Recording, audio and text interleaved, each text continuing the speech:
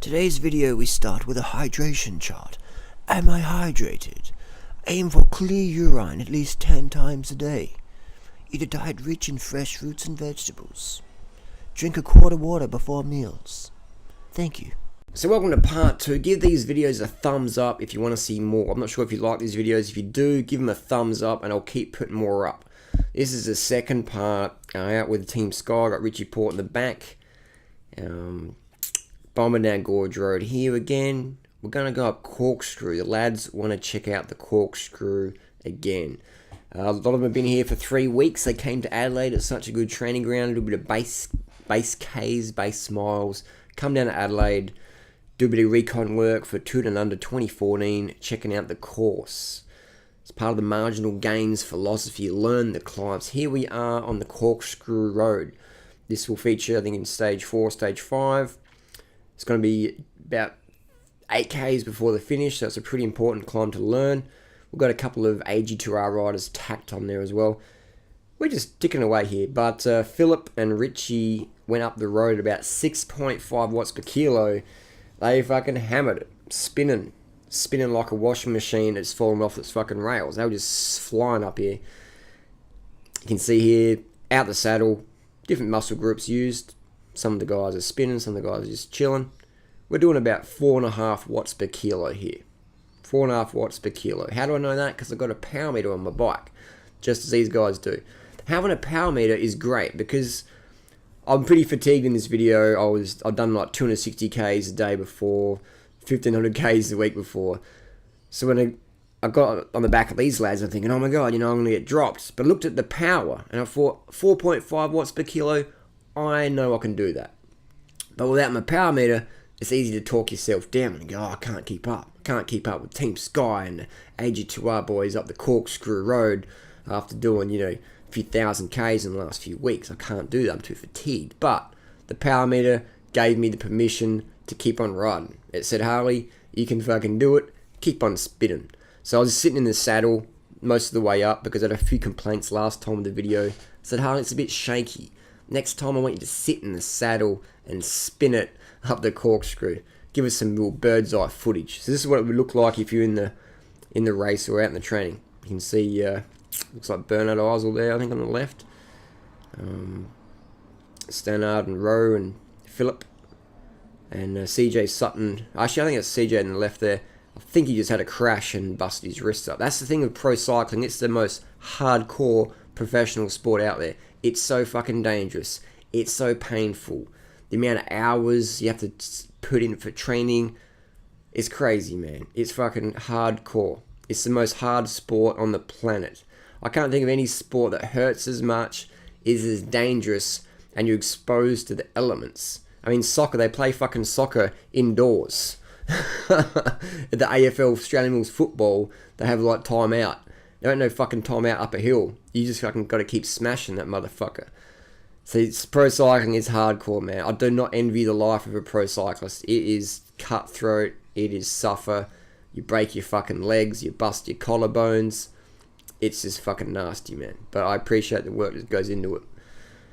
So you can see the Frenchie on the right here spinning. Just doing it easy. Just spinning. Nice cadence. Here we're going to Monacute Road. This is another reason I could never be a pro. This road I've done probably over 1,000 times. I know this road better than almost anyone. These guys, maybe the 10th time they've done it. But they're flying down here. Just cruising. They're just chatting, talking on the back. You got to take immense risk to be a professional rider. You have to not be scared of crashing. Look at this corner here. You can see that they're gapping me. They're gapping me just there. And now I have to put it down wattages to catch back on. That's valuable sugar burnt.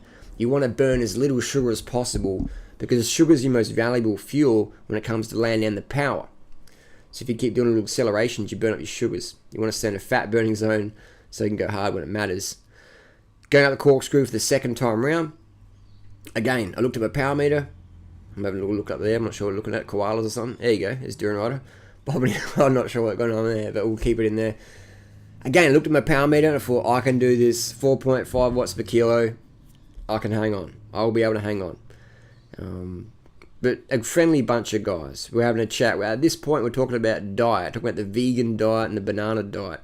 Some of the lads are asking some questions. Friendly bunch. Down-to-earth team. And representing... There's not many pro sports where we can actually talk to people. A lot of pro athletes are pretty fucking stuck up. But these Team Sky lads, pretty down-to-earth. It was pretty refreshing to see that. I know local riders, even some interstate riders... think they fucking own the road. It's crazy. But you got guys like Team Sky, down to earth. Down to earth, just happy to answer questions. So that was pretty cool to see. Pretty cool to see. So we've got the first hairpin on Corkscrew Road. This is going to be a good place to watch. Always a good climb to watch. It's a pretty steep climb. If you haven't done it before, my secret to Corkscrew is just ease into it. Have a power meter. Power meters are so important because they teach you how to pace. You can't rely on average speed at all. Average speed means nothing, really. Means nothing. You want to go by your power, especially when it comes to climbing. You need to get a power meter on there and just ride to the wattage. And you'll quickly learn after a few weeks what you can and can't do. So the only reason I got up here, I'll be honest with you, is because of my power meter. My power meter said that the wattage these guys are going to do, I can do it. I said it before, I'll say it again. Power meter is the fucking game changer. Here we have Richie Port on the back. He came down to greet us. He just banged out like a 7:10 or 7:13 up Corkscrew. Fucking flying up there. And didn't even look too fatigued. So there's Richie Port on the right. Stannard on the left. And you can see different cycling builds there. Very tall Stannard. And a shorter rider of Richie Port. But both climbing exceptionally well. It was very hot that day. It's almost like Thailand. It was weird. I've never climbed Corkscrew with such heat and humidity. You can see the sweat glistening off the legs. Hot day. We're coming up the top of Corkscrew. Good fun, man. It's just great getting that fresh air. Adelaide's so good to ride with. Here's the team car up top, ready for drinks and refreshments, some carbs for the lads to keep the glycogen stores topped up. There we go. That's the end of that little video there. Little holiday snaps of Durianrider. That's that photo on Instagram. Someone's like, hang on, I thought you said you were not there. Where are you? I turned into a ghost. I got so protein deficient, according to Dr. Lustig. Good fun. Good fun. If you want to see more of these videos, give this video a thumbs up. I've got heaps of footage with different teams this week. It's a great week, Adelaide Down Under. If you've never been here before, it's the best week in cycling, in my opinion. Thanks for watching.